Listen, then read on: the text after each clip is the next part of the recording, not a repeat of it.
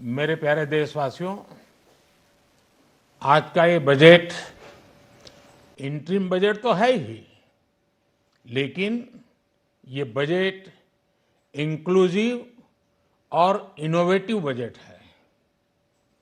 इस बजट में कंटिन्यूटी का कॉन्फिडेंस है। ये बजट विकसित भारत के 4 स्तंभ युवा, गरीब, महिला और किसान सभी को एम्पावर करेगा। निर्मला जी का ये बजट देश के भविष्य के निर्माण का बजट है। इस बजट में 2047 के विकसित भारत की नींव को मजबूत करने की गारंटी है। मैं निर्मला जी और उनकी टीम को बहुत बहुत बधाई देता हूं। साथियों, इस बजट में युवा भारत की युवा आकांक्षाओं का, भारत की यंग एस्पिरेशंस का प्रतिबिंब है। बजट में 2 महत्वपूर्ण निर्णय लिए गए हैं। रिसर्च और इनोवेशन पर 1 लाख करोड़ रुपए का फंड बनाने की घोषणा की गई है। बजट में स्टार्टअप्स को मिलने वाली टैक्स छूट के विस्तार का भी ऐलान किया गया है। साथियों, इस बजट में फिस्कल डेफिसिट को नियंत्रण में रखते हुए कैपिटल एक्सपेंडिचर को 11,11,111 करोड़ रुपए की ऐतिहासिक ऊंचाई दी गई है। अर्थशास्त्रियों की भाषा में कहें तो एक प्रकार से स्वीट स्पॉट है। इससे भारत में 21वीं सदी के आधुनिक इंफ्रास्ट्रक्चर के निर्माण के साथ ही युवाओं के लिए अनगिनत रोजगार के नए अवसर तैयार होंगे।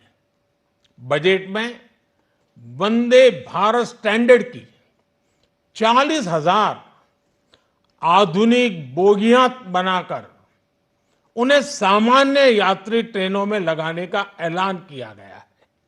इससे देश के अलग अलग रेल रूट पर करोड़ों यात्रियों में आरामदायक यात्रा का अनुभव बढ़ेगा। साथियों, हम एक बड़ा लक्ष्य तय करते हैं, उसे प्राप्त करते हैं और फिर उससे भी बड़ा लक्ष्य अपने लिए तय करते हैं। गरीबों के लिए हमने गांवों और शहरों में 4 करोड़ से अधिक घर बनाए।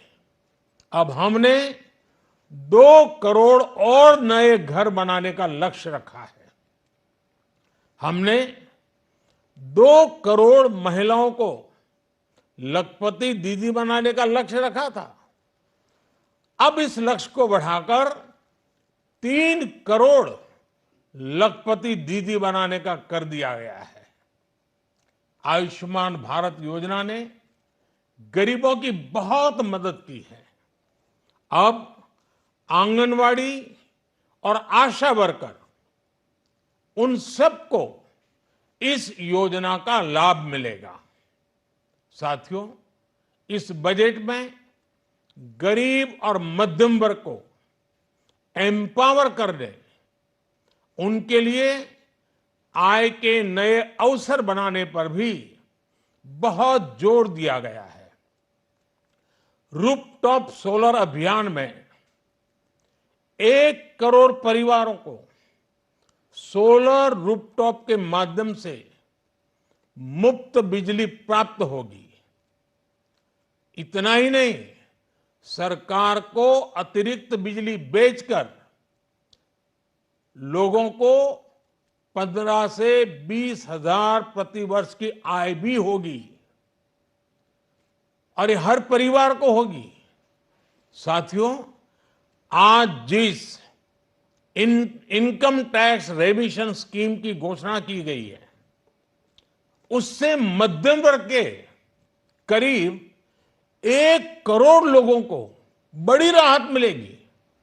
पिछली सरकारों ने सामान्य मानवी के सिर पर दशकों से ये बहुत बड़ी तलवार लटका कर रखी थी।